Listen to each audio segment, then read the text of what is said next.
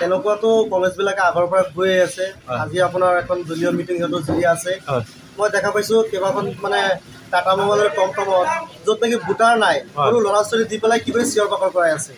আৰু মই আগতে কংগ্ৰেছতে আছিলোঁ, মই 2 মাহ হ'ল মই বিজেপিত জইন কৰিছোঁ। সিহঁতৰ পলিচি নাই, সিহঁতক গোটালা গোটেই মানে পঞ্চায়তটো যি আছে আগতে আছিলে প্ৰত্যেকে অৰুণোদয়ত ঝামেলা কৰিছে, বহুত কিবা কিবি আছে।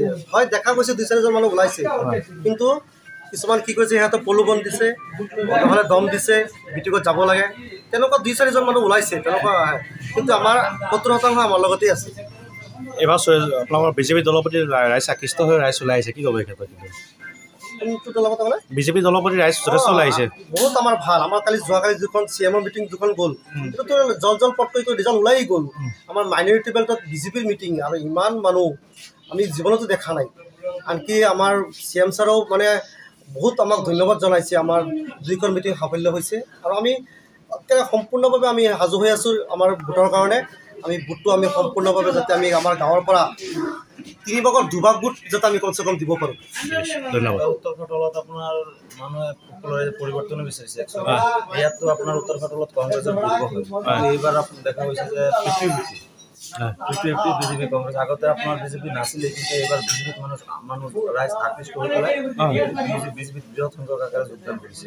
প্ৰত্যেকবাৰ বিধানসভা হওক বা লোকসভা হওক কিন্তু নিজে নিৰ্বাচন হয়, কিন্তু আপোনালোকে ইয়াত কংগ্ৰেছৰ লিড দিয়ে।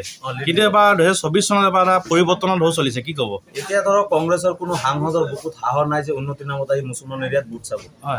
কংগ্ৰেছৰ কোনো নেতাৰ বুকুত সাহস নাই। সিহঁতে এটাই মূৰত সোমাই দিয়া যে বিজেপি ধৰ্মবিৰোধী দল, এইটো সেইটো আজে বাজে কৈ মানে এনেই মানুহৰ মূৰত মানে এটা মানে সোমাই দিয়া। কিন্তু একচুৱেলি ক'বলৈ গ'লে উন্নতিৰ নামত প্ৰত্যেকটো বিজেপিৰ যিকোনো এটা মিটিং গৈ আছে, উন্নয়নৰ নামত ভোট খুজি আছে বিজেপিয়ে।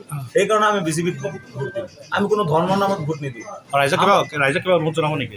ৰাইজক এবাৰ অনুৰোধ এটাই জনাম যে আপোনালোকে উন্নয়নৰ নামত আহি ভোট দিয়ক। এই কোনো নেতাৰ এই যে ধৰ্মবিৰোধী দল কৈ পেলাই মূৰত সোমাই দিব, এইটো নামত সাম্প্ৰদায়িক দলৰ হৈ ভোট দিব নালাগে, উন্নতিৰ নামত ভোট দিব লাগে। ভাৰতৰ মহম্মদ উত্তৰ খাটুৱাল গাঁও পঞ্চায়তৰ এক্স কাউন্সিলাৰ হওক, যেতিয়া আছিলোঁ মই কংগ্ৰেছত আছিলোঁ কাউন্সিলাৰ, তাৰপিছত পৰা বিজেপিৰ গতিধাৰা প্ৰায় উন্নতি চাই পেলাই মই বিজেপিত জইন কৰিছোঁ। এবাৰ আপোনালোকৰ উত্তৰ খাটুৱালত পঞ্চায়তত বিজেপি কেনেকুৱা এতিয়া ভূমিকা? ধৰক বিজেপি বহুত ওপৰত আছে, কোনো তুলনাই নাই বিজেপিৰ লগত, কোনো প্ৰতিনিধি নহয় আমাৰ। আজি এটা উদাহৰণ, আজি কংগ্ৰেছৰ মিটিং গৈছে, প্ৰায় দেখা মতে আমাৰ গাঁও পঞ্চায়তৰ পৰা প্ৰায় ধৰক 30টামান মানুহ গৈছে। 6002 ভিতৰত 30টা মানুহ কংগ্ৰেছত গৈছে। কিন্তু আপোনাৰ উত্তৰ খাটুৱালত প্ৰত্যেকবাৰ কিন্তু আপোনাৰ কংগ্ৰেছৰ বৃহৎ ভোট লিড দি আছে, কি ক'ব এই ক্ষেত্ৰত? ধৰক আমাৰ গাঁও পঞ্চায়তটো মানে ধৰক মাইনৰিটি এলেকা হয়, এতিয়া মাইনৰিটি এলেকাত জাগি উঠিছে মানুহে, মানে বিজেপিত মানে ধৰক উন্নতিৰ গতিধাৰা প্ৰায় বিজেপিত মানে উৎফুল্লিত হৈছে। আৰু এইবাৰ সুৰেশ বৰাকে একদম 100% সুৰেশ বৰা জিকিব। আজি আৰু কি ক'ম, আৰু ক'বলৈ বিশেষ নাই। আৰু কংগ্ৰেছত আজিকালি পেৰালাইজ হৈ গ'ল, গম পায়। এতিয়া আমাৰ ভাগ্যটো ভাল, সুৰেশ দাক আৰু আগত পাব লাগিছিল, যিহেতু এতিয়া পাইছোঁ। আৰু ধন্যবাদ সুৰেশ দাক। উত্তৰ খাটুৱালৰ পৰা প্ৰায় আপোনাৰ 80% ভোট পাব। আৰু যিটো দেখি আছোঁ কণ্ডিশ্যন, এইবিলাক পেৰালাইজ দলে আপোনাৰ ৰাখিব নোৱাৰে। এইবিলাক আৰু ৰাজনীতি নাই, নচলে। আৰু বিজেপিত ভোট দিম, আমি ৰাইজক আহ্বান জনাইছোঁ, বিজেপিত ভোট দিয়ক, আমাৰ উন্নতি হ'ব, আমাৰ ডেভেলপ হ'ব, আমাৰ বহুত ভাল হ'ব।